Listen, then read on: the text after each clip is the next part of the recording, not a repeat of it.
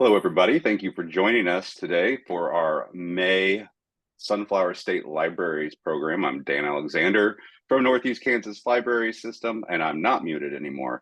So I want to welcome today Erin Verbick. She was or I was part of her cohort at ESU here a few years ago. I think we both finished up right before the old pandemic, for better or for worse. So, Erin, if you could, would you please introduce yourself and your library for today's live participants and also those who catch our recording at a later time? Sure, yes. Thank you for having me. This is fun. And I can't believe it's only going to be half an hour, but we'll get through it. So yes, I'm Erin. I've been the director here since like December of 2019, which is when we graduated from Emporia. I was the interim director for a few months before that, but when I graduated, I got the full gig. I've lived here since in Hiawatha since 2017, just after getting married. Began working at the library right away, and I was excited to get to work in the library at all. I was happy that they were hiring. And I was part-time worker for the first several years I was here working on teen programs. And then as it turns out, when my old boss was leaving, I got to step in since I was close to finishing my degree. And it turns out that it's been going pretty good since then. I got into libraries when I was a kid. There was a lot of libraries in my hometown of St. Joseph, Missouri, not too far from here. I went to a lot at daycare. We would walk to the library and hear story time. When I got older, I went to the teen programs for after school. It was always a really fun place to be. And I've always been eager to learn new things, and the library was, of course, a great way to get to do that. When I was a freshman in my undergrad at Northwest Missouri State, my Beowulf teacher brought in a picture book version of Sir Gawain the Green Knight and started reading it to us. And from then it was just like, oh, this feels like when I was a kid in a library, and that kind of feels like what I want to get to do. Of course, I mean, I knew then, and I know now that it's not all that, libraries are for, is for reading storybooks, but that's kind of what jump-started me looking into library programs, and that's how I got into SLIM through Emporia State. So yeah, that's my introduction. Yeah, my Excellent. introduction part. Right place at the right time for you, it seems like, as far as finishing up the degree and Jessica moving on to other things. What can you tell us about Hiawatha? Not Morrill, Hiawatha. No. Yes, that is a good distinction. It is Morrill Public Library, but we're in Hiawatha, Kansas. And Hiawatha itself, we're the county seat. We're not too far from Missouri. We're right in that top northeast corner. We have the oldest Halloween parade in the country, which is Halloween is a very big deal here in Hiawatha. We have a popular Davis Memorial where we have there's lots of different statues, statuettes of the Davis, I don't remember his first name, and his wife, out of, I think it's Italian marble that they were created from. It's a very big tourist attraction for that. We have a Maple Leaf Festival because we are the city of beautiful maples here. There are streets lined with maple trees, so it's gorgeous here in the fall. And other like fun little tidbits is that we're actually the basis of the fictional community Riverdale, based in the Archie comics. They had visited and they based their Riverdale on Hiawatha, so that's kind of fun. But yeah, we got a lot going on. Who would have known? Yeah. And I didn't know about the Halloween thing. I thought Richmond was the home because they have all their Halloween masks from there. Oh But yeah. now I know the real heart of Halloween is up north in Yeah, Riverdale. I think the governor has like declared us the state Halloween town or something like that, at least once, maybe more than that. But yeah, we got a lot going on. Kids are out of school on Halloween. They get to trick or treat for 2 days. It's like a whole thing. Oh, wow. All right. Well, let's talk a little bit about the library itself. And here we usually ask just if you can fill us in, all of us library nerds, just about how your library operates, like your hours, staffing. What's it like Yeah. there? Yeah, so the library we have our staff, we've got between 11 maybe 14 people depending on the season and how busy we get, and that's including myself. I'm the only no, I used to be able to say I'm the only full-time person. I'm full-time salary. We had one other full-time person who works 30 hours a week. Everybody else is part-time. And we're open quite a bit during the week. We're open from 9 a.m. to 8 p.m. Monday through Thursday, 9 to 5 on Friday. And then we're also open both Saturday and Sunday for a few hours as well. And we've got our board of 8 people, and our mayor is the ex officio board member. They don't come very often, but we've got a new mayor now. So but we're just trying to keep on keep that connection, that relationship growing with our city. So they've talked about hopefully they'll be able to make a few more appearances. But yeah, that's a lot about like how we operate. We've got most everybody works the desk at some point or another. We have a couple of people who exclusively work in our workroom to do interlibrary loan. They cover books. They one gal, she orders like all of our adult fiction books and all of the kids books. And then like the specialty subsections get ordered by other people, but she does a lot of that kind of stuff. So it's mostly all hands on deck really for the desk and keeping an eye on everybody else. But that's and then I don't know, I think that answered most of that question. I think so. It's interesting that you have, it seems like a lot of hours for your library to be open, and with Sunday hours, you don't see that a lot unless you're a medium, larger library, and to do that all with part-time staff, like that to me seems like a little bit of magic, because you really are kind of having to, like you said, man that desk and all of that all the time. So it gets a little crazy, but like our weekend, we have a rotation, so not everybody's working or people who work with the weekends aren't doing it every single weekend. And then our Sunday, we have a Sunday rotation, so like every 5 weeks you get to there's 5 or 6 of us that get to take on a Sunday rotation, so we make it work. Teamwork makes the dream work. And shout out to your new mayor. If you're seeing this video, yes, please come. It's important. So we hope to see you at lots of meetings. I won't be there, but I might be there every once in a while. So let's move on. Now we like to talk about finally get to the library physical space, and you're in a position where you've also gone through some renovation. So I thought, do you want to tell us a little bit about what you learned from the renovation, or what that entailed, or what's still left to come?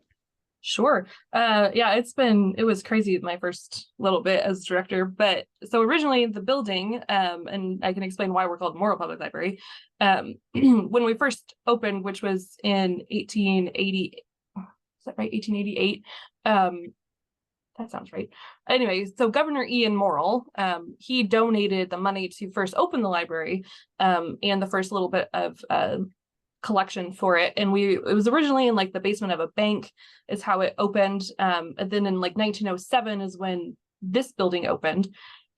And we're a Carnegie building. So Andrew Carnegie also gave us money to open it, and Governor Morrill gave more money again to, he donated the land and donated money to help continue building it along with the Carnegie money.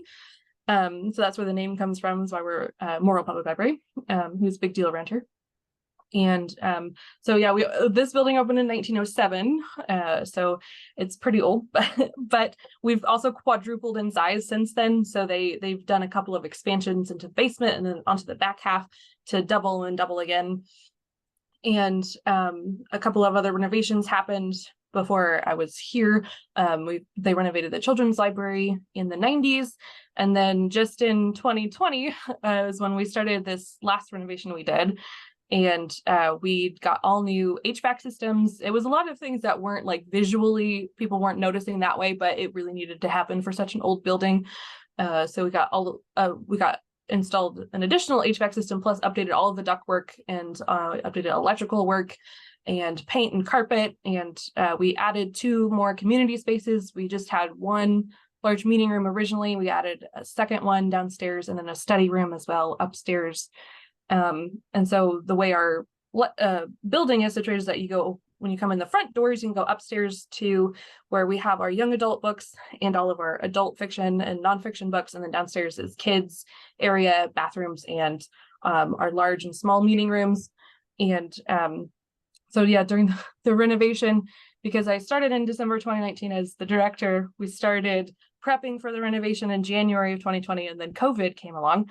And so we just kind of closed completely for both safety reasons and just to we could keep the renovation going while we were, under COVID restrictions. And then I went on maternity leave in the middle of renovations. And so then when I came back, we were almost done with most of like the really big parts of it. But in general, I learned you really got to rely on a lot of people in the community to get some stuff done. So, I mean, it was hard when you couldn't have volunteers in the library, but we were also able to reach out to people and be like, can we store books in your space? Do you have any extra space that we can put boxes of books in or boxes of other stuff in? So we did. We had someone in town, they had like the back half of their building where their business was, they allowed us to stack piles or boxes and boxes and boxes of things and books for us until we could bring it all back. So you really had to be able to get out and still talk to people, even if you were going to be closed and you also had to be very honest with anybody, because so many people rely on the library on a daily basis. You had to really explain, this is what it's going to look like for a little while. Of course, we had that extra layer of COVID things. So we had to be really clear about our communication for how anything was going to work. We still did curbside service while we were closed. We got to still do ILL from other libraries. Our collection was not available, but we were able to still bring in books and send out books that way as well. So, and we were able to do like free copies and free faxes during that time. So it's interesting, that project, just because I remember meeting with Jenny, who was the director before Jessica, who we were talking about, what do we do with this downstairs space? And even I was just the tech person kind of looking at it from that angle and not space planning, which I get to now. But it's just interesting to see how long those projects can take to get to fruition. I think it was about 8 years before, like from inception to getting it done. Yeah. Lucky you get to do it in the middle of maternity and also. Yeah. It was really weird because like then a lot of decisions had already been made before I even stepped in onto the project. So we made a couple of tweaks here and there, but I was mostly just kind of following guidelines what I'd been given and getting us to the finish line. Yeah. Any words of advice for people who might find that they're passing on a project? More information, the better. Yeah.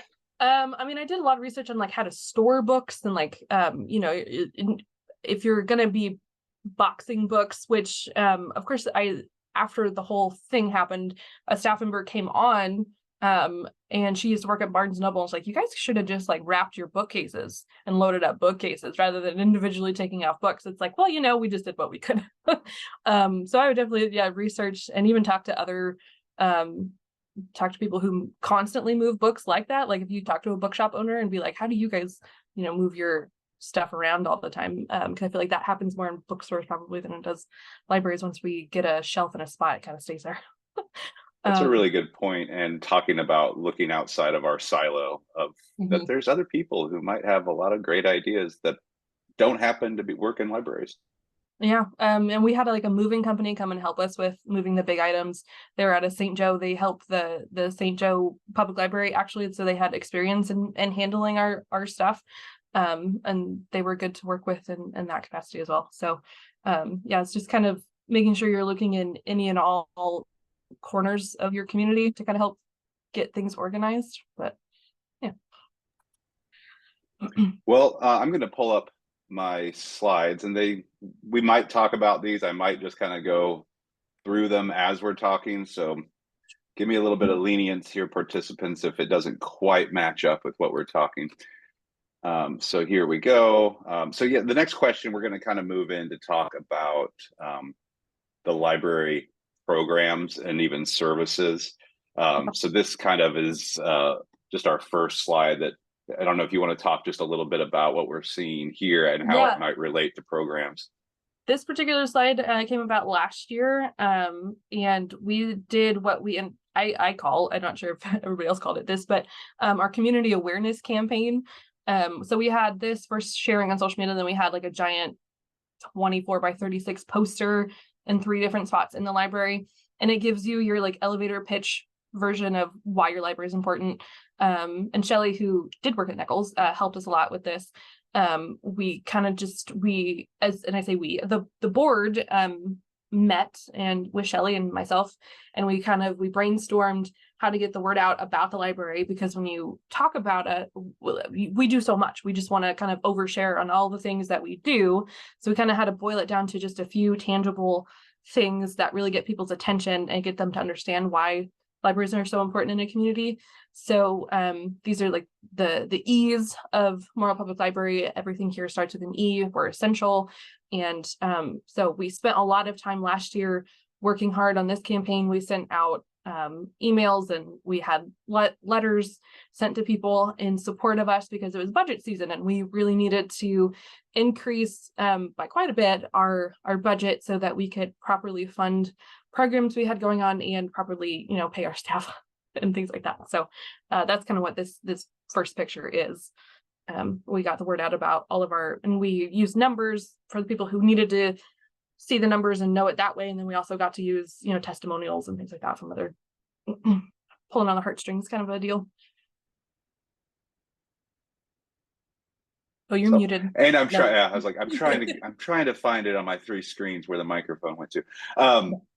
Yeah, and it might be too soon to really know like the impact of something like this. But have you heard anything? Do you feel like there's a difference? We got responses back from like when we use MailChimp to send out like our newsletters, and then also things like this to reminders or just information about the library. And we got a few things back. Somebody copied us on an email they sent to one of our city commissioners in support of us. And then we were successful last year in increasing our tax revenue from the city. So that was really great. Before last year, the last 7 years, a total increase of $1,000 from the city, which is not a lot at all. And but last year we got an increase of $38,000 and some change, I think, in there. So that helped us pay for getting insurance for our full-time staff members, and then we got to do a little bit more with our programs and things this year. So that was, so far, yeah, good outcomes.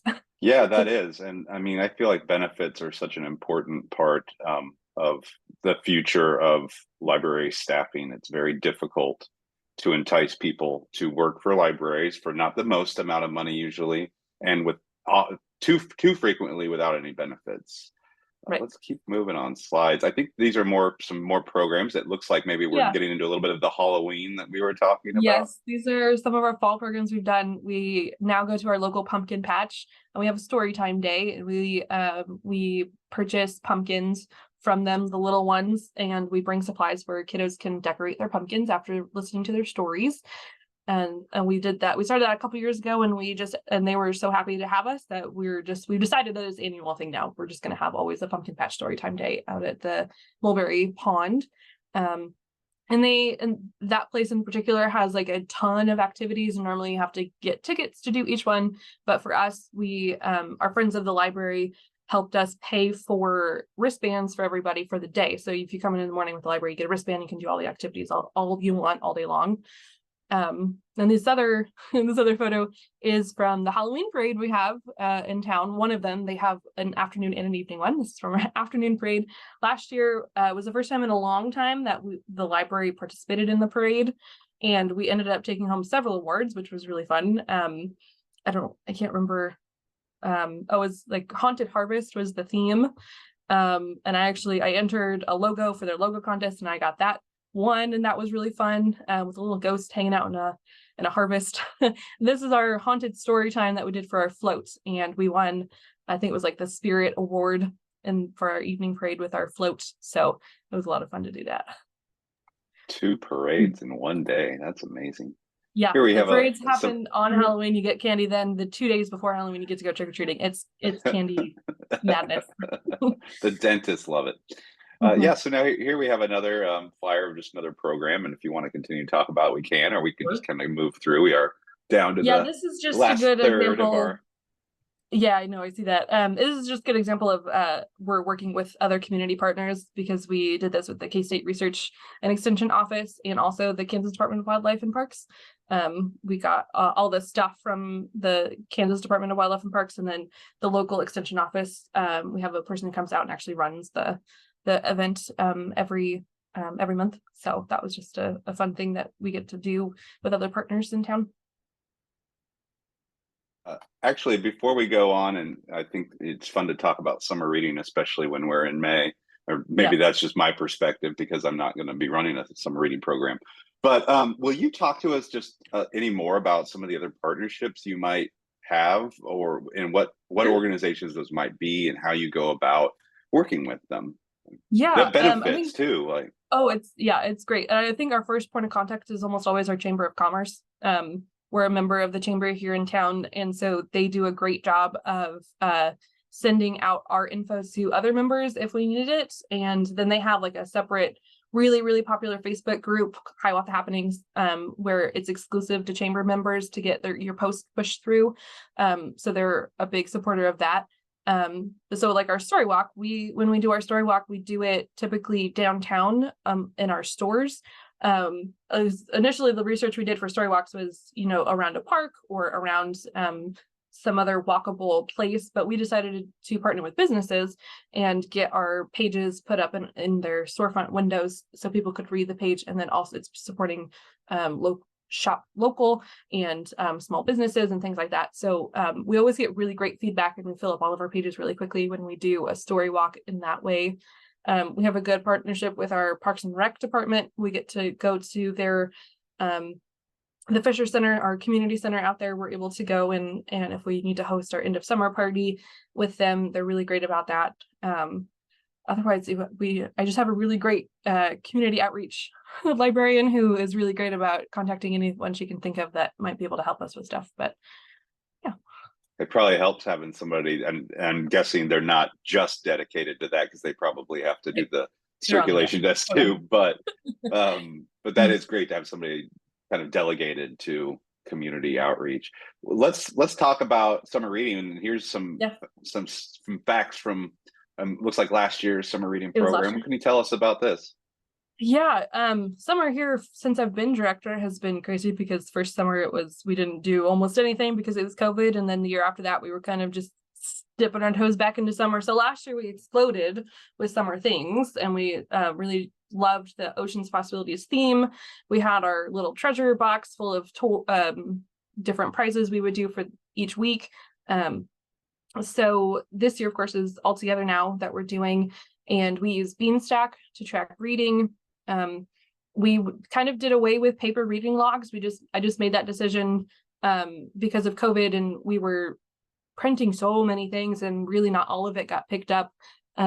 We just made that move cold turkey. Really, we put out a digital version. If they really wanted to print their own, they could, but we didn't really have that much pushback on it. If I read that some people really are against it, but we didn't really have too much of a problem. Beanstack is so great because if they don't want to use it, then staff can still enter those details for them, and we can still track those all that data. So that's a big part of it, is the summer reading challenges on Beanstack. We have like a virtual field trip option on there, so they can still go look through things at the Smithsonian through Beanstack challenge. We're doing it with tickets now. So if they complete, like every time they complete a badge, they get virtual tickets, and they can put it in a virtual gift basket of sorts for a raffle at the end of the summer. And if they put in there that they have attended a program, they get a badge, they get 2 more tickets to say, I really want that giant tortilla blanket, I'm going to get it. So they can put as many of tickets as they have into that basket. I think the most fun thing we changed up for grand prizes was our experience prizes. So now we have for the elementary school kiddos, we have librarian for a day. And so the grand prize winner came in. I think we did it maybe right before school started, but she came in for about 3 or 4 hours, and we gave her her own lanyard with her name tag. We got her a little a checklist on a clipboard so she could kind of go around and make sure she found us our books that were on hold, and kind of got to shadow us for a day. So that was really fun. And then we did, for the teens, we did like a movie night. We have a huge like 82-inch smart board in one of our rooms. So we said one grand prize, you can bring 4 friends, we'll have candy and treats and snacks and things, and pick a movie, and you guys can watch it at the library after school. So we got to do things like that. Yeah. That's a lot of That what are darn summaries. mute button. So yeah, no, I think that really is cool about the experiences. We were talking about that Directors Institute recently about a lot of people's feedback were, future of libraries experiences. We still have our collections, but Sure. really working on those experiences. I really love your newsletter. Thanks. If those of you who maybe haven't been on their website, they have this front and center. It's a multi-page newsletter. It's all digital. It's set up kind of like Google or Apple Books or whatever, where you're virtually flipping the page, but everything's color. Lots, as you can see from these examples, just a nice mixture of illustrations and then some photography as well. Yeah. What's it take to put this together, Erin? Yeah. So this is probably I could probably hand this off to somebody if I really wanted to, but I find it fun. and it makes me really aware of all the things we're doing because I'm hand placing where, each of our events go. But so we use the software called Hazine, HEYZINE.com. And because we got so many great summer donors last year, we did start last year. We send out letters now to potential donors, and they go on our hierarchy. Like last year we had a local casino be a megalodon because they donated $2,000, kind of a thing. That was fun. So anyhow, we use Hazine, and Canva is where I create each page. And I think you have to do it by in sets of 4, in multiples of 4 for pages. That's how, we create a book and everything like that. So after you've got them all completed, you upload it to Hazine, and it automatically formats it for you like a magazine. There's a couple other ways it can look more like a book or something, but magazine was the most fun to flip through. You can add links to each of your pages. You highlight the section that you want. So like on this page that you can see here, you can see the next, it looks like a next library card. We can put a link on that, and it'll take you to the catalog for patrons. You can do that anywhere in here. We have a page for recommended books, and so I've linked for all the ones I could find of the pictures. I linked it to the catalog for that book title, things like that. It's really fun through Hazine, and we got the premium subscription because we got so many donations last year. That's what that thought went from. But yeah, so we use Canva. I use Canva to make all of the pages, and I upload it to Hazine, and it looks like this, and it gives you the option to embed it into your web page, which is what we've done. So it's one of my most favorite things that I get to work on. Yeah, I completely can relate to those projects that they actually bring you joy. And even though it sounds like it's a ton of work, it sounds like it's right up your alley. And really, I just all I did was research other libraries' newsletters, and that's where I got inspo.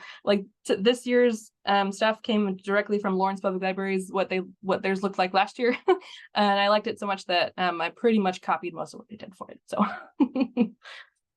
Well, and that's a really good reminder that, especially in libraries, you have to credit where credit's due for copyright images, that type of thing. But yeah, look at Topeka, Shawnee County, what they're doing, and how can you scale it right to your medium-sized library? I think that's really smart.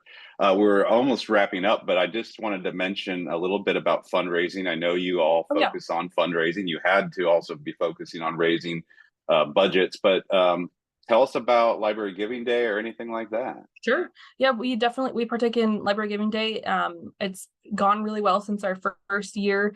The first year I think we did was 2020, if I'm not mistaken, is when we started participating in it. And it didn't go through Library Giving Day, but because somebody saw it, we had an anonymous donor give us $20,000 to let people know, hey, you should give to this library, and it can be matched in a way because they donated to us.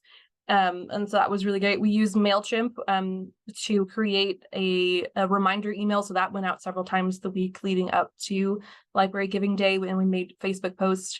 Neckles last year, I don't know if we did it this year, but last year you guys helped us we sent you pictures and you sent us back a a template or something that we could post on social media to let people know. So we had some, I think mine were of my kiddo, which was nice, running around in the stacks. And so we just try to get people to notice that this is a day to celebrate libraries and to give for that. But yeah, sending out the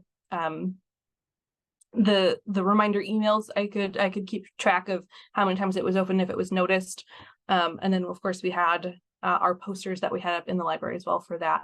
That's our biggest fundraiser we've been doing so far. Plus our friends of the library does a really great job of fundraising for us, and then they're able to donate to us throughout the year. So they have a big membership drive in the spring where they get people to become a member of the Friends of the Library. And they also participate in our local community foundation match days, which is coming up at the end of May.